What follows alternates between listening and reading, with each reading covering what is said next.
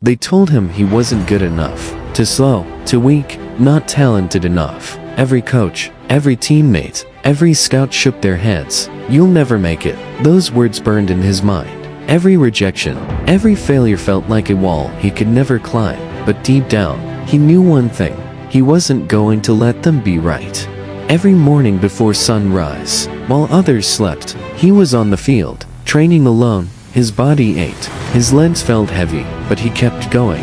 When no one believed in him, he made a promise to himself to be better today than he was yesterday. He studied the best, watched every move, learned every strategy. He trained harder, ran faster, pushed beyond his limits. But still, no one saw it. They only saw what he wasn't.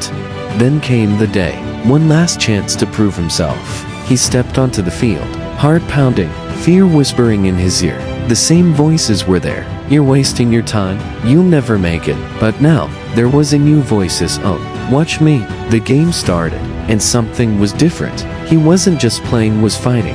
Every sprint, every jump, every move carried the weight of years of rejection. He fell, but he got up. He failed, but he kept pushing. And then, in the final moment, when the game was on the line, the ball came to him. Everything slowed down. He had trained for this. This was his moment. He took the shot. Silence. Then the crowd erupted. His team rushed toward him. The same people who once doubted him now cheered his name.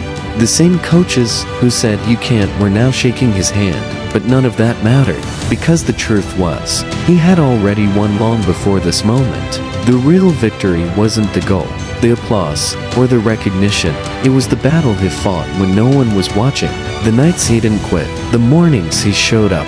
So, to anyone who has ever been told you can't, prove them wrong.